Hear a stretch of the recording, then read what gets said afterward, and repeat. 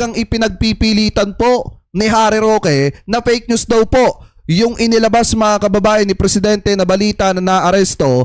Ito pong si Saldico mga kababayan ng Czech authorities. Ano po, so ngayon ito i-play muna natin to and then ipakita natin yung revelasyon mga kababayan ni Sian Gasa kanina. Ano po, so ito i-play muna natin. Dito lang po sa Pilipinas, ng presidente pa ang nagpapakalat ng fake news. Mantakin niyo po, si Junior pa, aka Bangag, ang nagkalat ng balita na naaresto raw si Saldico sa Prague. Bakit ko naman sinasabing fake news yan? Eh di simple, tinawagan ko yung immigration police sa Prague at tinanong ko kung nandun ba ang Elizalde ko. Sumagot sila, wala. Ngayon 'di ba sabi ni Harry Roque mga kababayan, fake news daw si Presidente at yung kanyang pinagbasihan mga kababayan, yung kanyang dahilan kung bakit yung sinabi na fake news daw kuno si Presidente ay dahil tinawagan niya daw mga kababayan yung Czech authorities, yung mga kapulisan doon, and then itinanong niya mga kababayan kung naandudong ba si Saldico at ang sagot daw po sa kanya, wala. So ngayon mga kababayan, alam naman po talaga natin na kapag ka nag-splack ito pong si Sian Gasa ng isang balita, malaki mga kababayan ng posibilidad na ito po ay may katotohanan dahil nga po sa lawak ng connection po nito. So ngayon basahin po natin itong ipinost po ni Christian Albert Gasa 43 minutes ago mga kababayan. Sabi po dito, ito yung summary ng kwento po niya sa pagkakadetain mga kababayan ito pong si Saldico. So nasa sa inyo na lamang po kung maniniwala po kayo or hindi, pero basahin pa rin natin mga kababayan. Sabi po dito, si Saldico at ang kanyang pamilya ay nasa loob ng isang sasakyan patawid ng German border from Croatia. Yan yung sabi dito. Ang driver nila ay isang French citizen driving a car with a French license plate.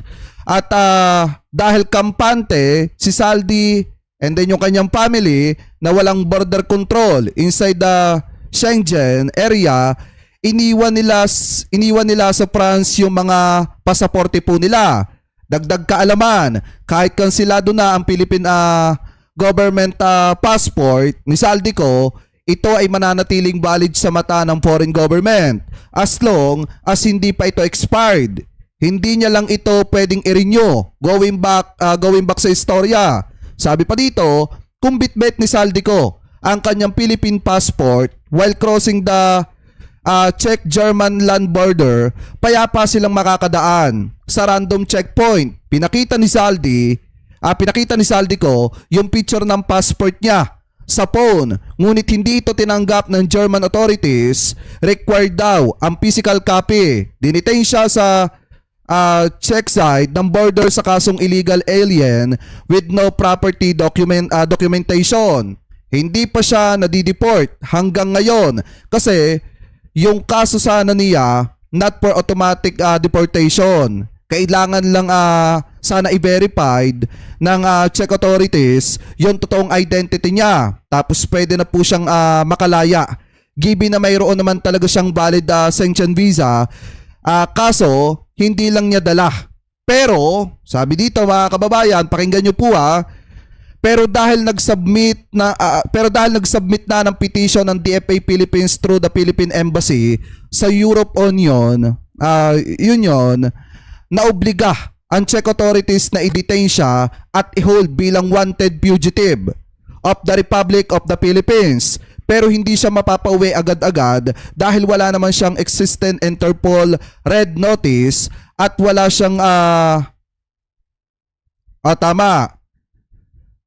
local case sa EU para maging subject for extradition. Gets nyo na ngayon, hindi kayo naguguluhan.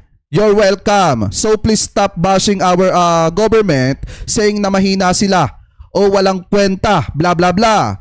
No, they are everything they can. Sadyang sobrang komplikado lang talaga ng sitwasyon. I will update you all sa mga susunod na kabanata. So ibig sabihin mga kababayan, dito po sa sinabing ito, sa summary na inilabas po ni Sian Gasa, automatic talaga mga kababayan, nakadetain. Ito pong si Saldico mga kababayan dahil nga po gumawa ng aksyon ang DFA. Ano po, ipinarating agad mga kababayan sa asan ba yun? Oo, ipinarating agad mga kababayan sa Union o Union na talagang ito pong si Saldico ay pinaghahanap dito po sa ating bansa at kansilado na po mga kababayan yung kanyang pasaporte. So ngayon, yung sinasabi mga kababayan ni Harry Roque na ito pong si Saldico ay hindi po naaresto, isa pong malaking ka-fake newsan po yan. At yan po ay wala pong katotohanan. Dahil kahit mismo yung abogado mga kababayan ni Saldico, nagsalita na rin po. Kung makikita nyo, di ba kahapon may lumabas pong balita at ang sabi po dito, no confirmation. Breaking news, abogado ni dating Ako Bicol Representative Saldico, hindi kinumpirma na naaresto na ang kongresista. Sa eksklusibong pagtatanong ng Abante, sinabi ni Attorney Roy Rondain na nawalan siya ng kontak kay Saldico kamakailan lang. Hindi rin kinumpirma ng abogado ang pahayag ni Attorney Harry Roque na fake news si Pangulong Bongbong Marcos.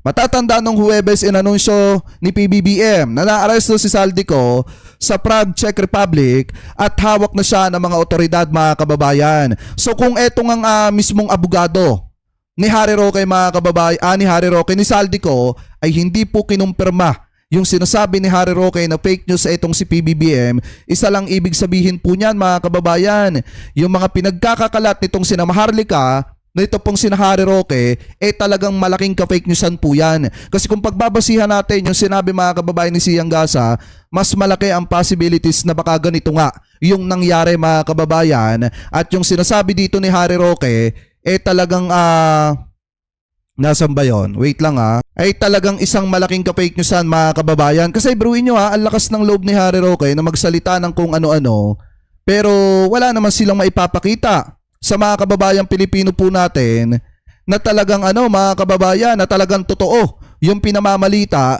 at sinasabi po nila. Kasi biruin nyo ang sinasabi lang ni Harry Roque, tumawag po siya sa Czech authorities at kinumpirma niya kung naando dun si Saldico. And then sinabi niya wala, pero wala siyang patunay na mailabas mga kababayan na talagang may katotohanan na tumawag siya mga kababayan sa Czech authorities para checkin o i-verify kung naando dun ba talaga ito pong si Saldico. Ang tanging nakita lamang po natin mga kababayan dito po sa mga ipinapakita ni Harry Roque, dito po sa mga sinasabi ni Harry Roque, yung laway lamang. Di po ba? Puro laway lang. Wala siyang ebidensya na maipakita o wala man lang siya mga kababayang maipasilip man lang kahit konti sa mga kababayang Pilipino po natin na totoo talaga yung sinasabi niya. Gaya nga ng paulit-ulit kong sinasabi mga kababayan, hanggat walang ebidensyang maipakita si Harry Roque, isang malaking ka-fake newsan po yan. So ito, ituloy pa natin.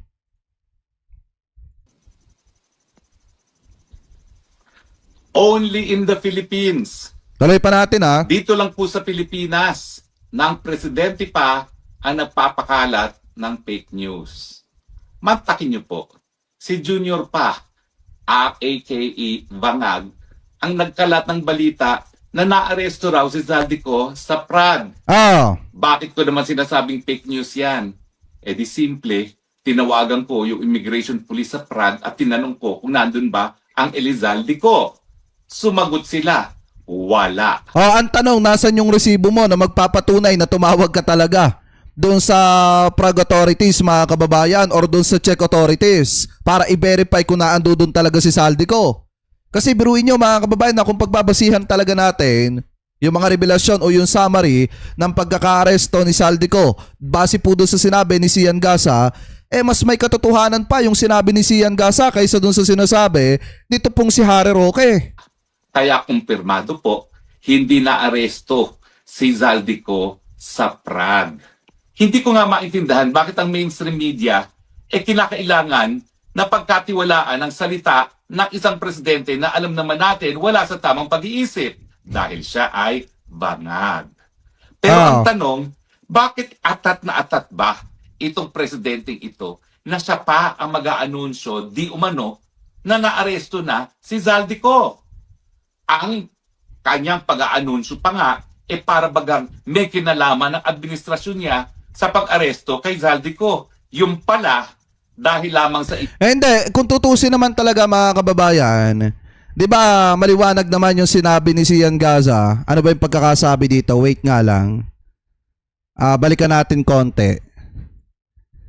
Kasi 'di ba gumawa ng hakbang ang DFA kaya na-detain ng mahabang itong si Saldico. Ano nga yung pagkakasabi dito? Saan ba yun? Yan. Ang sabi dito, ayan sabi dito mga kababayan, pero dahil nag-submit na ng petition ang DFA Philippines through Philippine Embassy sa European Union. And sabi dito mga kababayan naobliga ang Czech authorities na i-detain siya at i-hold bilang wanted fugitive of the Republic of the Philippines. Pero hindi siya mapapauwi agad-agad dahil wala siyang existing Interpol Red Notice at wala siyang existing local case sa AU. Yan po yung sabi dito mga kababayan. So ngayon, kaya po na-detain itong si Saldico base po dito kay Sian Gasa dahil daw mga kababayan nag-request ng petition ang DFA. So ibig sabihin, gumalaw ang ating pamahalaan mga kababayan para po mapatagal yung pagkakadetine dito po kay Saldico. Ano po sa Czech authorities. Anyway, ituloy pa natin. Illegal entry sa Czech Republic dahil wala na nga siyang valid na passport dahil na-revoke na ng Sandigan Bayan ang kanyang passport. So bakit presidente pa kinakailangan mag-anunsyo? Well, obviously, kasi gigil na gigil siya kay Zaldico. Dahil si Zaldico lamang ang testigo na magpapatunay na siya bilang presidente ang arkitekto ng korupsyon sa flood control scam at sa lahat ng kabalastugan sa infrastructure projects. Diba? Si Hindi, kasi alam mo Harry Roque, kaya mo nasasabi yan, kinakabahan ka na. Dahil kung magagawa ng Pilipinas, ng pamahalaan ng Pilipinas na mapauwi si Saldico ng Pilipinas, malaki ang posibilidad na ikaw na yung susunod. Malaki ang posibilidad na mapabalik ka ng Pilipinas at harapin yung mga mabibigat mong kaso dito sa ating bansa. Saldico lang talaga nagsabi na ang presidente na bangag ang nagpasok ng 100 billion na flood control projects at siya pa ang nag-deliver ng 25 billion kay presidente. Ito ba ay gayang testimonya ni Madriaga? Abay hindi. Bakit? Hindi nga natin basta mga kababayan pwedeng paniwalaan yung sinabi ni Saldico doon sa kanyang video Bukod kasi sa artificial intelligence yun mga kababayan, halatang may nag-script, may nagsulat. Ngayon, kung titingnan po ninyo, di ba sinasabi ni Saldico, siya daw mismo ang nag-deliver ng pera. Pero sinasabi niya, wala siyang kinalaman. Di po ba mga kababayan, pwede ba yun? Pwede ba yun na wala kang kinalaman pero ikaw yung naghanda at nag-deliver ng pera? Kung may katotohanan man yan, mga aligasyon mo na yan. Diba, natural mga kababayan, malaki yung partisipasyon niya doon. At talagang may kinalaman siya pero sinasabi niya sa video niya na malinis yung konsensya niya at wala siyang kinalaman. So paano tayo maniniwala doon? Di po ba? Anyway, tuloy pa natin. Dahil merong 18 mga Marines na nag-alay sa kanilang buhay para sa inang bayan na nag-corroborate na mali nga ang kanilang idiniliber kung kasino-sino upon orders of Zaldico na sinabi naman ni Zaldico. At ngayon nga, meron pang korroborasyon, electronic evidence, text message na isinapubliko ni Congressman Leandro Leviste confirming na itong Batang Bersamin ang siyang nagdi-deliver ng tong parts kay Marcos Jr. Pero kung wala si Zaldico, hindi mabubuo ang kwento. Kaya atat itong Marcos Jr. alias Bangag na mahuli si Zaldico. At kung sa hindi naman mga kababayan, alam nyo para sa akin kaya kasi minamadali na ang pagkaka-aresto kay Zaldico para matapos na po itong isyong ito at na makausad na ang ating bansa sa iba pang mga mas mahalagang usapin. Kasi hanggat hindi po natatapos itong patungkol sa mga maanumalyang flood control, hanggat hindi nakukulong yan si Zaldico at yung mga kasabwat po niya mga kababayan, magtatanong ang taong bayan. Kung kay Harry Roque hindi importante yung issue ng maanumalyang flood control, sa mga kababayan po natin na pobre na katulad natin, importante po yan. Kasi kailangan po talaga mapapanagot lahat ng nangurap ng pera ng taong bayan at yung mga nandaya ng proyekto ng ating pamahalaan. Di po ba? Kung kay Roque hindi importante yon at kung gusto niya maisalba itong si Zaldico mga kababayan, kasi kung pagbabasihan nyo, ang gusto ni Harry Roque dito isalba si Zaldico. 'Diba? Porket yung sinasabi ni Saldico ay pabor sa kanila. Pero hindi niya naisip na mahalaga yung usapin na maanumalyang flood control at mahalaga sa taong bayan na mapapanagot. Ito pong si Saldico. Anyway, ituloy pa natin. Tingin ninyo, dadalhin lang siya sa Pilipinas para litisin dito sa mga kaso niya, nagkakamali kayo. Dahil pag wala na si Zaldico, pag for some reason, Maninoy Aquino si Zaldico, hindi tatayo ang kwento ng mga Marines, hindi rin tatayo yung text message ni Bersamin. Miski pa bumaliktad ang mga Bersamin. Oo nga pala ha, sa maglolong Bersamin, CJ, naging CJ ka naman. Ano ba naman yan? Naging Chief Justice ka. And yet, papayag ka ba na itago ang katotohanan? Wag naman po. Dahil Dapat nga umuwi ka ng Pilipinas at ikaw mismo ang kumimbinse doon sa mga taong pinagsasasabi mo na dapat magsalita na. 'Di ba dapat kung talaga may malasakit ka, lagi mo naman sinasabi, mahal mo ang Pilipinas, mahal ninyo ang Pilipinas. O kung may malasakit ka sa mga kababayang Pilipino po natin, dapat ang sinasabi mo, Harry Roque Saldico, umuwi ka na at harapin mo na. Ipaglalantad mo na kung sino yung mga kasabwat mo at harapin mo na yung isyo ng maanumalyang flood control para nang sa ganon, malaman ng taong bayan kung sino talaga yung mga nanamasa ng pera ng mga kababayang Pilipino po natin kung talagang may malasakit siya. Pero parang ang dating kasi sa sinasabi niya mga kababayan, ayaw niyang maaresto itong si Saldico at ayaw niyang humarap sa Pilipinas mga kababayan para ibulgar lahat ng nalalaman niya at panagutan niya lahat ng pananagutan niya. ang aking presidente naman, si Rodrigo Roa Duterte, ang nagtalaga sa iyo bilang Chief Justice. Hindi ko na nga sasabihin sana, pero hindi ikaw ang first Kapal choice. na mukha Tatay nitong si Harry Roque, no? to be Chief Justice. Meron lang talaga nagkumbinsi sa kanya. Tago na lang natin sa pangalan na Harry Roque dahil ikaw ang pinaka-senior. Pero I think you owe it to the president. Parang sinasabi dito ni Harry Roque mga kababayan kaya daw naging Chief Justice. Etong si former Chief Justice Bersamin ay dahil daw inirekomenda ni Harry Roque. Dahil binigyan ka naman niya ng karangalan na maging Chief Justice, isiwalat ang katotohanan. Nothing but the truth. At yan nga ay koroborasyon na yung mga text messages ni Leandro Leviste ay authentic and pursuant dun sa testimonya na recorded ni Zaldico. Yan ang dahilan kung bakit nagpakalat ng fake news ang presidente. Yung gigil niya, yung eagerness niya na talagang gurgurin si Zaldico dahil akala niya mahahawakan na niya si Zaldico, mauuwi niya, mapapabaliktad at kung hindi mapapabaliktad, baka magurgor. Well, I have news for you. Magre-resign ako sa pagiging abogado kung mauuwi niyo si Zaldico in 3 weeks, gaya ng sinabi ni Secretary John Dick. Hindi po mangyayari yan dahil alam ng buong daigdig kung ano ang siniwalat ni Zaldico.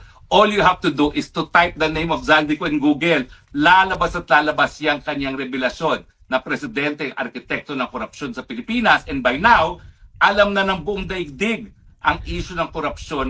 Eto mga kababayan na pag napabalik to ng Pilipinas, tatawanan ko to ng matindi. Kaya kung ako kay Secretary John Vic Remulla, madaliin nyo na ang pagre-request ng red notice ng maaresto na etong si Harry Roque at mapabalik na ng Pilipinas. Kasi hanggat puro salita lang, Secretary John Vic, baka sa susunod hindi na maniwala yung mga kababayang Pilipino po natin. Kaya kung ako sa iyo, Secretary John Vic, dapat yung red notice o yung pagre-request ninyo sa Interpol ng red notice ni Harry Roque, dapat minamadali nyo na. Sa Pilipinas. Uli-uli, Mr. President alias Bangag, kung gusto mong magpakalat ng fake news, hayaan mo na si Auntie Claire. That's Auntie Claire naman, kilala talaga na nagkakalat ng fake news. Hindi ka lang umubra kay Yusek Claire kaya ka galit na galit Hindi talaga umubra mga kababayan kay Yusek Claire kaya galit na galit si Harry Roque. Nakakahiya kasi, di man kita gusto, ikaw pa rin ang presidente ng Republika ng Pilipinas. Masakit pa rin tanggapin na yung aming presidente, bukod sa pagiging bangag, tagakalat pa ng fake news. Salamat po sa inyong patuloy na pagtangkilik. So ngayon mga kababayan, 'di ba sinasabi niya galit na galit daw si PBBM, gigil na gigil daw kay Saldico, kaya daw po minamadali na ang pagpapabalik ng Pilipinas kay Saldico. Pero kung iisipin niyo po mga kababayan, si Saldico po kasi yung posibleng game changer dito po sa maanumalyang flood control. Ano po dito po sa flood control investigation, kasi kung titingnan niyo po, siya yung isa sa may pinakamalaking partisipasyon sa pagnanakaw ng pera. Ano po, or yung mga kickback dito po sa mga flood control na palpak.